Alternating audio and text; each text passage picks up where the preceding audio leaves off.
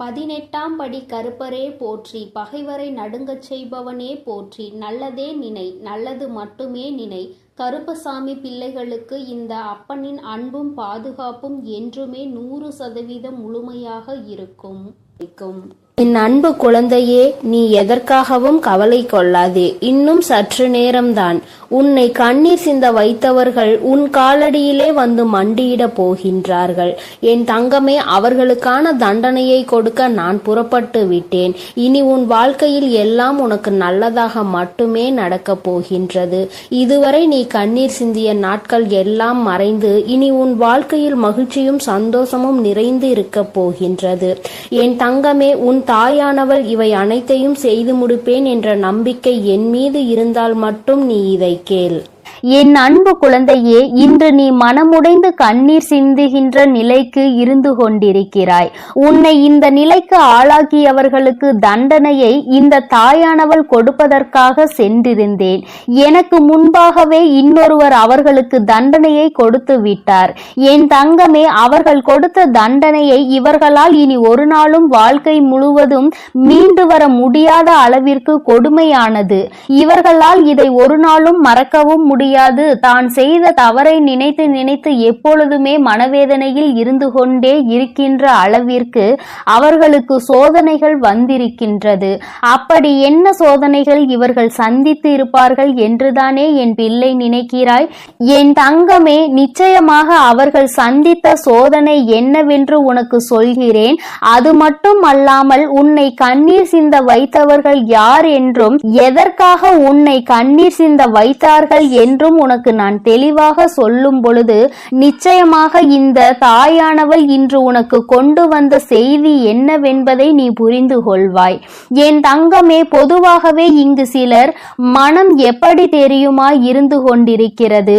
நாம் ஒரு பெரிய பொறுப்பில் இருக்க வேண்டும் என்று ஆசைப்பட்டு அந்த பொறுப்பில் ஏற்கனவே இருந்து கொண்டிருப்பவரை எளிதாக தூக்கி வீச வேண்டும் என்றால் அவர்களினுடைய பழக்கத்தினோடு விளையாடி அவர்களை மற்றவர்கள் முன்னிலையில் கெட்டவர்களாக சித்தரித்து விடுவது. இதைதான் இவர்கள் கச்சிதமாக இப்பொழுது செய்து முடித்திருக்கிறார்கள். அதை செய்து முடித்ததோடு மட்டுமல்லாமல் அவர்களினுடைய எண்ணங்கள் எப்படிப்பட்டது தெரியுமா? மற்றவர்கள் முன்னிலையில் மேலும் மேலும் இவர்களை அவமானப்படுத்த வேண்டும். இந்த அவமானத்தை அவர்கள் வாழ்க்கை முழுவதும் மறக்க கூடாது. அது மட்டும் அல்லாமல் அவர்கள் வாழ்க்கையில் எத்தனை பிரச்சனைகள் வந்தாலும் அதோடு சேர்த்து இந்த பிரச்சனையையும் அவர்கள் அனுபவித்து வாழ்க்கையே வேண்டாம் என்று ஒதுங்கி ஓட வேண்டும் என்றுதான் அவர்களின் எண்ணம் இருக்கிறது. என் தங்கமே, இப்பேற்பட்ட எண்ணங்களை கொண்டவர்கள் ஒரு பொறுப்பை எடுத்து செய்யும் பொழுது தனக்கு கீழுள்ளவர்களை எப்படி நடத்துவார்கள் என்பதை தெய்வம் நிச்சயமாக புரிந்து கொள்ளும் அல்லவா? என் தங்கமே, இவர்கள் வேறு யாராகவோ இருக்கின்ற பட்சத்தில் நிச்சயமாக இவர்களுக்கு தண்டனையை கொடுத்தவர்களுக்கு அத்தனை கோபம் வந்திருக்காது. ஆனால் ஒரே குலத்தில் இருக்கின்ற பிள்ளைகள் ஒருவருக்கொருவர் சொந்த பந்த உறவுகள் மேற்பட்ட நிலையில் அவர்கள் அந்த துரோகத்தை செய்யும் பொழுது அதனால் அதிக கோபமடைந்து உன் தாயானவள் என்னை விட உன்னுடைய குலதெய்வம் தான் உன்னுடைய குலதெய்வம் அவர்களுக்கு கொடுத்த தண்டனை என்னவென்று உனக்கு இப்பொழுது நான் சொல்லி விடுகிறேன்.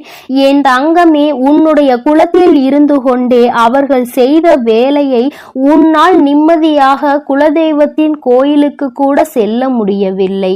அங்கு சென்றால் மற்றவர்கள் முன்னிலையில் உன்னை பற்றி குசு குசு வென்று பேசுவது, அதாவது உனக்கு அது தெரிய வேண்டும் என்று நினைத்து கொண்டே பேசுவது. அப்படியானால் உன்னுடைய மனதிற்குள் இவர்கள் நம்மை பற்றி என்ன பேசி இருப்பார்கள் என்ற எண்ணம் மட்டும்தான் ஓடிக்கொண்டிருக்கும். மாறாக தெய்வத்தை கூட உன்னால் நிம்மதியாக அந்த நேரத்தில் வணங்க முடியாது அல்லவா? அப்பேற்பட்ட நிலையை உனக்கு அவர்கள் உருவாக்கி கொடுக்கத்தான் இத்தனை கஷ்டங்களையும் கொடுத்து கொண்டிருக்கிறார்கள். உன்னுடைய மனது நிம்மதியாக இருக்கக்கூடாது, நீ சந்தோஷமாக இருக்கக்கூடாது. எல்லாவற்றிற்கும் மேலாக நீ எந்த நேரமும் ஏதோ ஒரு கஷ்டத்திலும் கவலைகளிலும் இருந்து கொண்டே இருக்க வேண்டும். குலதெய்வத்தை தேடி நீ வரக்கூடாது. இந்த நிலையை இப்பொழுது அவர்கள் சாதித்திருக்கிறார்கள். நீ சில காலமாகவே உன்னுடைய குலதெய்வத்தை காண செல்லவில்லை. உன்னுடைய குலதெய்வ கோயிலுக்கு செல்வதற்கு உனக்கு மனதிற்கு மிகவும் சங்கடமாக இருக்கிறது. ஒரு புறம் உன்னுடைய மனது இவர்களுக்காகவெல்லாம் நாம் ஏன் நம்முடைய குலதெய்வத்தை காணாமல் இருக்க வேண்டும் என்று நினைத்தாலும் கூட ஒரு மனது இவர்கள் முன்னால் நின்று அவமானப்படுவதை விட போகாமல் இருப்பதே மேல் என்று நினைக்க சொல்கிறது. அது மட்டும் அல்லாமல் குலதெய்வத்தின் முன்னிலையில் நம்மை வரவிடாமல் செய்த இவர்களை நம் குலதெய்வம் தண்டிக்கவில்லையே, நம்முடைய குலதெய்வம் அவர்களுக்கு எந்த தண்டனையையும் கொடுக்கவில்லையே என்று கூட உனக்கு உன்னுடைய குலதெய்வத்தின் மீது சிறு மனவருத்தம் இருக்கிறது. என்னுடைய குலதெய்வம், நீ ஏன் இத்தனை அமைதியாக இருந்து கொண்டிருக்கிறாய்? இவர்களை நீ கேள்வி கேட்க மாட்டாயா என்று அவர்களை நீ கேட்டாய் அல்லவா என் தங்கமே? ஆனால் அங்கே உன் குலதெய்வம் என்ன செய்தது என்று உனக்கு சொல்கிறேன். உன்னுடைய இந்த வேதனையை உன்னுடைய குலதெய்வம் நன்றாக புரிந்து கொண்டார்கள். அவர்கள் உனக்கு இது போன்ற துரோகத்தை செய்து குலதெய்வத்திடம் இருந்து பிரிக்க நினைத்தவர்களுக்கு மிக பெரிய தண்டனை ஒன்றை கொடுத்திருக்கிறார்கள். நீ அந்த குலதெய்வத்திற்கு இத்தனை நாளும் செய்த விஷயங்கள் அவர்கள் உன்னை வாழ்நாள் முழுவதும் ஆசீர்வதிக்க காத்து கொண்டிருக்கிறார்கள். குலதெய்வத்தின் மீது அன்பு கொண்ட உன்னை அவர்கள் ஒருபோதும் கைவிட நினைத்தது கிடையாது. அதற்கு அவர்கள் செய்த காரியம் என்னவென்று தெரிந்து கொண்டால் நிச்சயமாக என் குழந்தை நீ மனதளவில் வியப்படைவாய். என் தங்கமே, உன்னுடைய வாழ்க்கையில் இது போன்று நடந்து கொள்வதற்கு துணிச்சல் ஒருவருக்கு இருக்கிறது என்றால் முதலில் அவர்களுக்கு குலதெய்வத்தின் மீது எந்த ஒரு பயமும் இல்லை. அவர்கள் குலதெய்வத்தை கற்சிலையாக நினைத்து விட்டார்கள். அல்லது தெய்வம் நாம் என்ன செய்தாலும் தலையாட்டும், நாம் என்ன சொன்னாலும் தலையாட்டும், நாம் தான் அவர்களுக்கு எல்லா பணிவிடைகளையும் செய்து கொண்டிருக்கிறோமே என்று நினைத்து விட்டார்கள் போல. எத்தனை பணிவிடைகளை விழுந்து விழுந்து செய்தாலும், எத்தனைதான் தெய்வத்திற்கு அள்ளி அள்ளி கொடுத்தாலும் அது போன்றவர்களுக்கு தெய்வம் ஒரு நாளும் எந்த விதமான ஆசிகளையும் வழங்காது.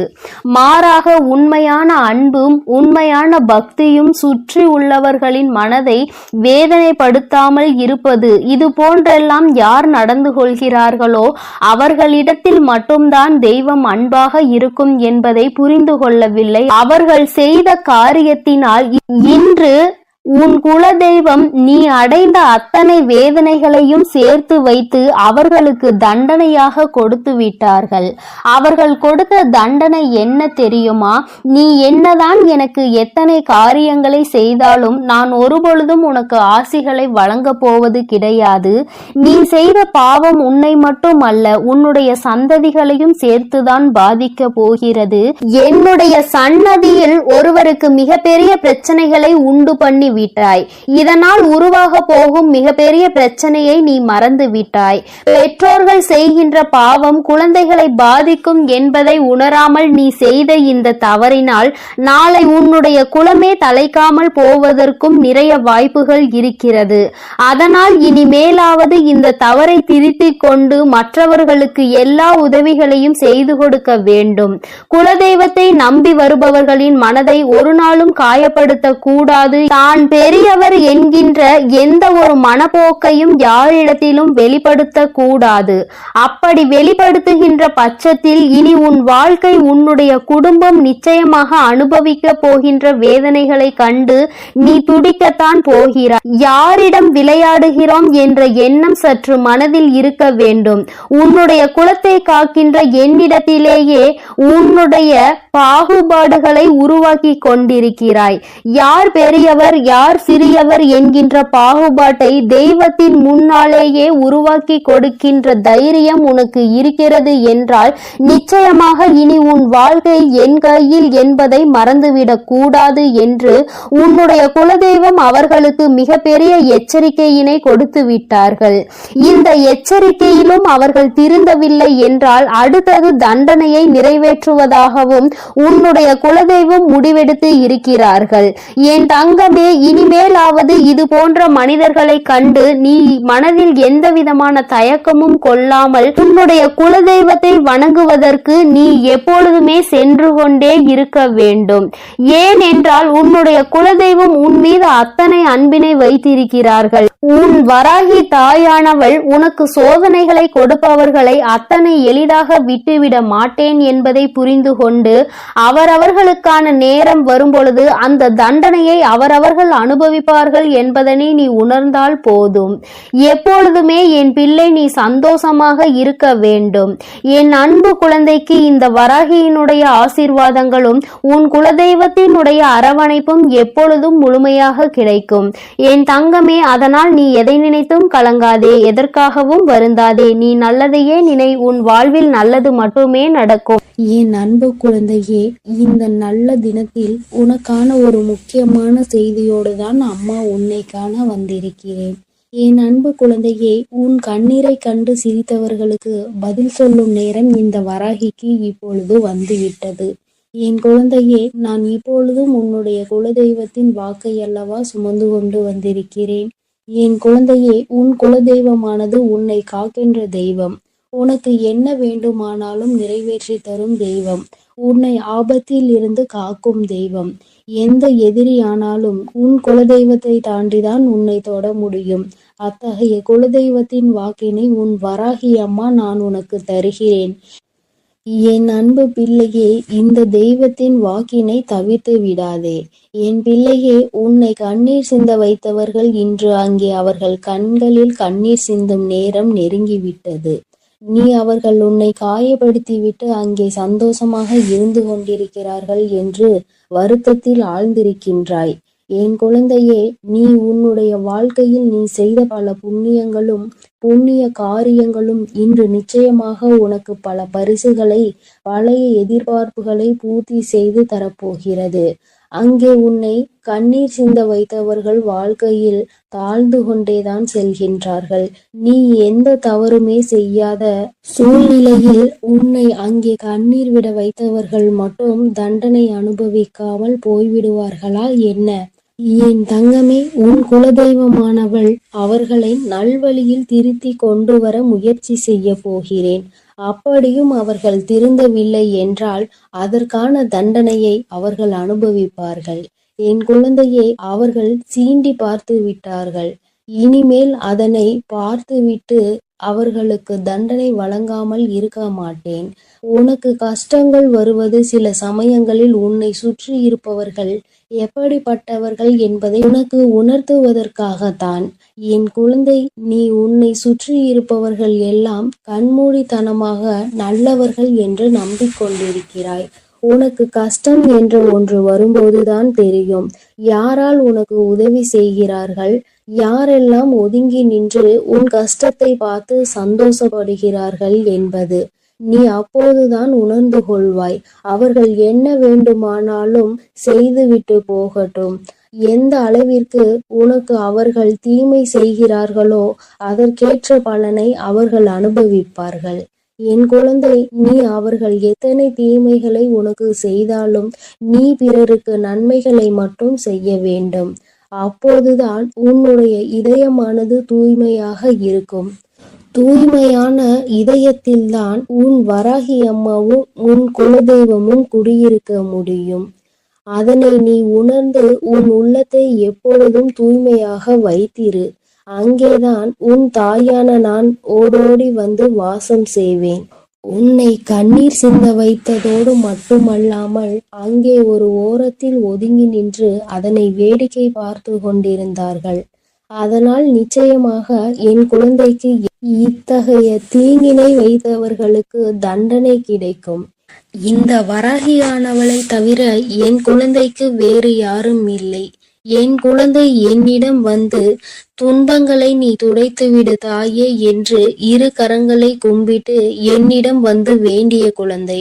அதனால் நிச்சயமாக உனக்கு தீங்கினை விளைத்தவர்களை இந்த அம்மா கரம் கொண்டு தண்டனை வழங்குவேன் என்று உனக்கு உறுதி வாக்களிக்கிறேன். இனி அவர்களுக்கான காலம் முடிய போகின்றது. உன்னுடைய காலம் ஆரம்பிக்கப் போகின்றது. அம்மாவை அம்மா, தாயே என்று அழைக்கும் போதெல்லாம் நினைத்துக்கொள், நீ வெற்றிக்கான அடுத்த படிகளில் ஒரு காலடிகளை எடுத்து வைக்கப் போகிறாய் என்பதை. நீ எதையும் கண்டும் காணாமல் உன் செயல்களில் மட்டும் கவனமாக இரு. உன்னை யார் அளவைத்தார்களோ, யார் உன்னை விழ வைக்க வேண்டும் என்று நினைத்தார்களோ, அவர்கள் முன்பாக நீ உயரத்தில் இருக்க வேண்டும் என்பதை மட்டும் உன் மனதில் நினைவு கொண்டு உன்னுடைய காரியங்களை நீ நன்றாக செய்து நல்ல பெயரை எடுக்க வேண்டும். அவர்கள் முன்னால் வாழ்ந்து காட்ட வேண்டும். நீ வாழும்போது நிச்சயமாக அவர்கள் அங்கே ஒரு மூலையில் அழுது கொண்டுதான் இருப்பார்கள். உனக்கு அவர்கள் கொடுத்த கஷ்டத்தினை அவர்கள் இன்னொருவர் மூலமாக நிச்சயமாக அனுபவிப்பார்கள். அவரவர் செய்கின்ற கர்ம பலனை அவரவர் இப்பொழுதெல்லாம் அன்றே அனுபவித்து விடுகிறார்கள்.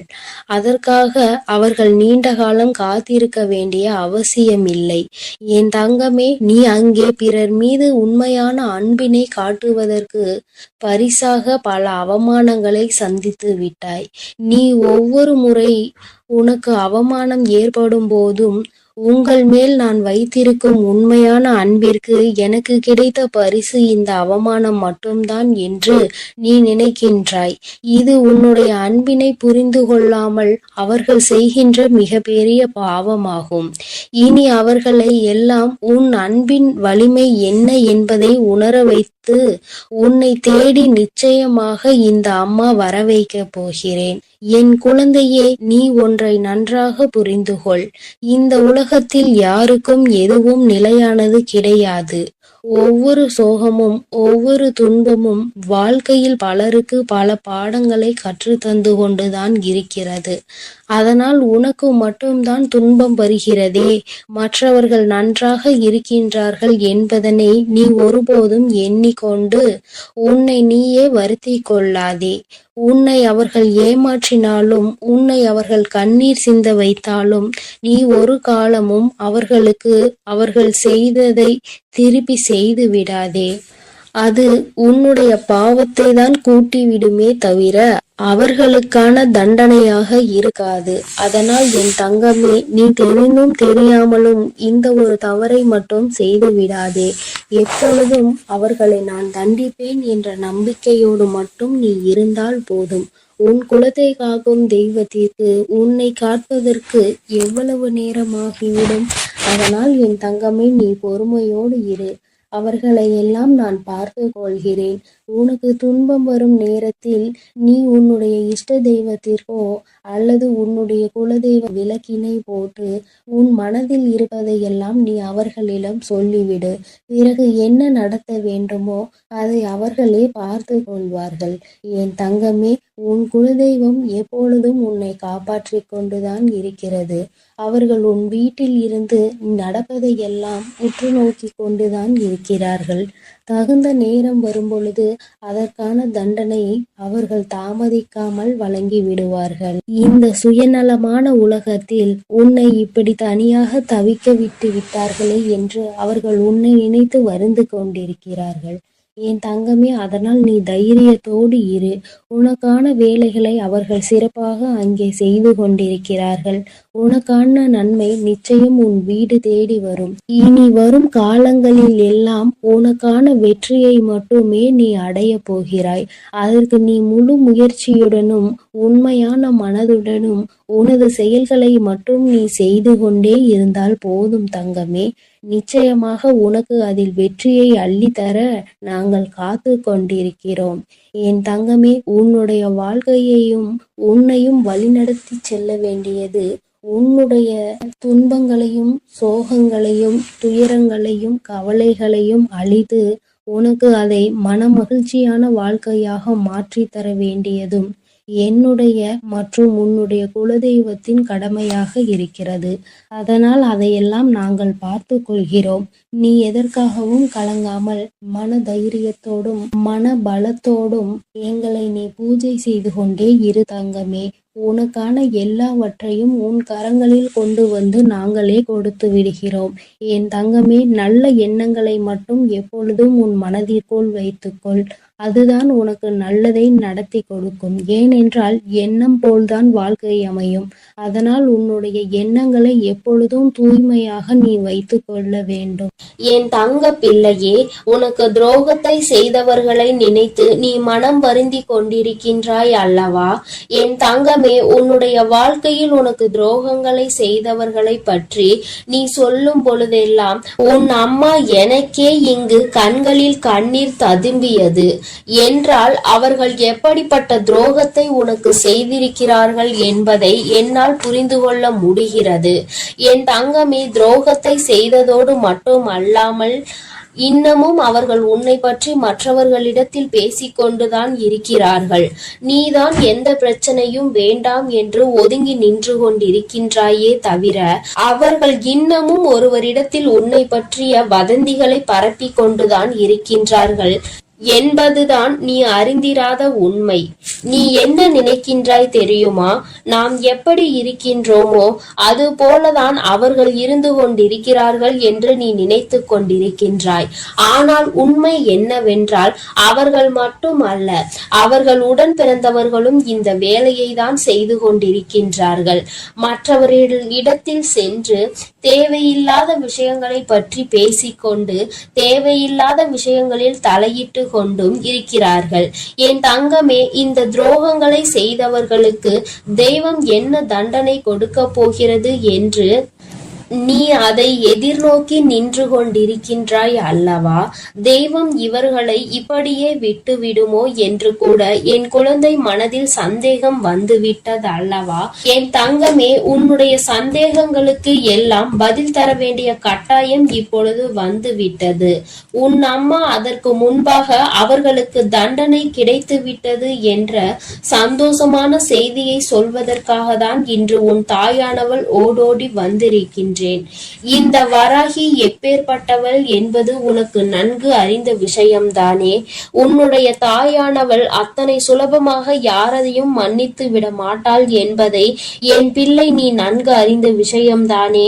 என் தங்கமே, உன்னுடைய வாழ்க்கையில் இத்தனை துரோகங்களையும் செய்துவிட்டு ஒன்றும் தெரியாதது போல இருந்து விட்டால் உன்னுடைய தாயானவள் நான் விட்டு விடுவேனா என்ன? ஆனால் அதற்கு முன்பாக உன் மீது என்னை விட அதிக அக்கறை கொண்ட உன்னுடைய குலதெய்வம் இதையெல்லாம் பார்த்து கொண்டு அப்படியே இருந்து விடுவார்களா என்ன? என் தங்கமே, உன்னுடைய குலதெய்வம் இன்று அவர்களுக்கான தண்டனையை வழங்கி இருக்கிறார்கள். குழந்தையே, அவர்களுக்கு கொடுத்த தண்டனை என்னவென்று கேட்டால் நிச்சயமாக என் குழந்தை நீ மகிழவும் செய்வாய். அதே நேரத்தில் உன்னுடைய நல்ல மனதிற்கு நீ வருத்தப்படவும் செய்வாய். ஏனென்றால் என் குழந்தையே, தனக்கு துரோகத்தையே செய்தவர்களுக்கு கூட நல்லதை மட்டுமே செய்ய வேண்டும் என்று நினைக்கின்ற எண்ணம் கொண்ட குழந்தை அல்லவா நீ? என் தங்கமே, உன்னுடைய எண்ணங்களினால் தான் நீ இன்னமும் இந்த வராகியின் முன்னால் நின்று கொண்டிருக்கிறாய் என்பதை இந்த நேரத்தில் நான் உனக்கு நினைவுபடுத்துகின்றேன். அதனால் உன்னுடைய இந்த நல்ல குணத்திலிருந்து ஒரு நாளும் நீ மாறிவிடாதே. உன்னுடைய எண்ணங்கள் எப்பொழுதுமே உன்னை சுற்றி தெளிவாக இருக்க வேண்டும் என்பதை நீ புரிந்து கொள்ள வேண்டும். என் தங்கமே, ஒவ்வொரு நாளும் உன்னுடைய வாழ்க்கையில் நீ பட்ட அத்தனை அவமானங்களையும் உனக்கு தேடி கொடுத்தவர்களை இந்த தாயானவள் ஒரு கை பார்த்துவிட என்று புறப்பட்ட பொழுதுதான் நான் அங்கு நடந்த அனைத்தையும் தெரிந்து கொண்டேன். நான் தெரிந்து கொண்ட விஷயம் என்ன தெரியுமா? உன்னுடைய குலதெய்வம் அவர்களை சந்திக்க சென்றிருக்கிறார்கள் என்பதுதான். அவர்களினுடைய குடும்பத்தின் நிலையையும் நான் அப்பொழுதுதான் புரிந்து கொண்டேன். எல்லோருமே ஏதோ ஒரு வாழ்க்கையை வாழ்ந்து கொண்டிருக்கின்றார்களே தவிர யாருக்குமே மனதில் நிம்மதி இல்லை. அதற்கு காரணம் என்னவென்று நானும் ஆராய்ந்து பார்த்தேன். நாம் அல்லவா அவர்களுக்கு தண்டனையை கொடுக்க வேண்டும் என்று புறப்பட்டு வந்தோம். இங்கே வந்து பார்த்தால் அவர்கள் ஏற்கனவே ஏற்கனவே தண்டனையை பெற்று வாழ்க்கையில் நல்ல நிலையில் இல்லாமல் வேதனைப்பட்டு கொண்டிருக்கிறார்களே என்று எனக்கு தோன்றியது. உடனே இது யாரால் கொடுக்கப்பட்டது, எதனால் நடந்தது என்று நான் தெரிய முயற்சி செய்யும் பொழுதுதான் உன்னுடைய குலதெய்வத்தினை நான் எதிரில் கண்டேன். அவர்கள் என்னிடம் சொன்ன அந்த விஷயங்களை தான் நான் இப்பொழுது உன்னிடம் சொல்லிக் கொண்டு இருக்கின்றேன். என் தங்கமே, இப்பொழுது அவர்கள் சொன்ன விஷயத்தை நான் உனக்கு சொல்கிறேன், கவனமாக கேள். அவர்கள் மனவேதனை அடைந்து இதனை என்னிடத்தில் பகிர்ந்து கொண்டார்கள். என்னிடத்தில் அவர்கள் சொன்ன விஷயத்தை நான் உன்னிடத்தில் அப்படியே சொல்லி விடுகின்றேன். இந்த வராகி ஒரு நாளும் தேவையில்லாத எந்த விஷயங்களையும் உன்னிடத்தில் சொல்ல மாட்டாள் என்று நம்பினால் மட்டும் என் பிள்ளையே, நீ இதனை முழுமையாக கேட்க வேண்டும். அப்பொழுதுதான் இந்த வார்த்தைகளினுடைய அர்த்தங்களும் உணர்வுகளும் உன்னை வந்து சேரும் என்பதை நீ மறந்து விடாதே. என் தங்கமே, உன் குலதெய்வம் என்னிடத்தில் சொன்ன வார்த்தைகள் என்ன தெரியுமா? அவர்கள் உனக்கு ஏற்பட்ட துரோகங்களை கண்டு கொண்டிருந்தார்களாம். எந்த எல்லைக்கு தான் இவர்கள் செல்வார்கள் என்று அவர்களும் எதிர்பார்த்து நின்று கொண்டிருந்த நேரத்தில் தான் இவர்களின் ஆட்டம் ஒரு எல்லையை மீறி சென்று கொண்டிருந்தது. அவர்கள் மனம் வேதனை அடைந்து விட்டார்கள். மனவேதனையின் உச்சம் அவர்களை தண்டித்து விட வேண்டும் என்கின்ற அளவிற்கு கோபம் வந்து விட்டது. ஒருவராக இருந்தால் பரவாயில்லை, ஒட்டுமொத்த குடும்பத்தோடு சேர்ந்து ஒரே ஒருவருக்கு துரோகத்தை செய்து அவரை பழிவாங்க வேண்டும் என்று நினைப்பது எத்தனை பெரிய தவறு. அது அவர்களினுடைய பிள்ளை, என்னுடைய பிள்ளை வாழ்க்கையில் ஒரு நாளும் யாருக்கும் எந்த துரோகத்தையும் செய்ய நினைக்காத பிள்ளை தன்னிடத்தில் வேண்டும் என்று யாரேனும் கையேந்தி விட்டால் தனக்கு இல்லை என்றாலும் கூட எடுத்து கொடுத்து விட்டு செல்லக்கூடிய பிள்ளை. அப்பேற்பட்ட ஒரு பிள்ளைக்கு இவர்கள் காலம் காலமாக ஓடி ஓடி செய்து கொண்டிருக்கின்ற துரோகங்களை கண்டு இந்த அம்மாவின் மனம் பதைத்து விட்டது என்று உன்னுடைய குலதெய்வம் என்னிடத்தில் சொன்னார்கள். உன்னுடைய துரோகிகளினுடைய மனதில் அந்த எண்ணங்கள் அடங்குவதாக தெரியவில்லை. அதனால் உடனடியாக இவர்களுக்கு தண்டனையை கொடுத்துவிட வேண்டும் என்று முடிவு செய்து அவர்கள் கொடுத்த தண்டனை என்ன தெரியுமா? அவர்களின் மீது இருந்த உன்னுடைய குலதெய்வத்தின் பார்வை திரும்பி விட்டது. இனிமேல் அவர்களின் மீது உன்னுடைய குலதெய்வத்தின் பார்வை ஒருபோதும் செல்லாது.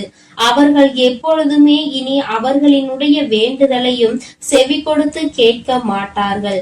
அவர்கள் குடும்பத்தில் எந்த ஒரு விஷயங்களுக்கும் இவர்கள் சென்று நிற்கவும் மாட்டார்கள்.